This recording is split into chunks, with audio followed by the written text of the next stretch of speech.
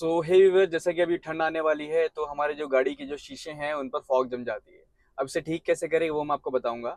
But ये fog जमती क्यों है? क्योंकि क्या है, बाहर का जो एनवायरनमेंट है वो ठंडा रहता है और अंदर जो एनवायरनमेंट है वो गर्म रहता है, तो जिसकी वजह से फॉग जम जाती है। अब उसको ठीक कैसे करना है वो मैं आपको बताऊंगा। तो जैसे कि आप यहाँ देख सकते हैं, ये जो आपका एयर का फ्लो है, हम सबसे पहले इसको विंडशील्ड की तरफ कर देंगे। इस तरह से विंडशील्ड की तरफ कर देंगे, और जब ना एसी है जो हमारा अगर ऑफ होगा तो उसको ऑन कर देंगे और थोड़ी देर के लिए चला देंगे, तो आप देखेंगे कि आपका जो फॉग है विंडशील्ड पर वो धीरे धीरे हटना शुरू हो जाएगा। तो यही ट्रिक है इसको हटाने का।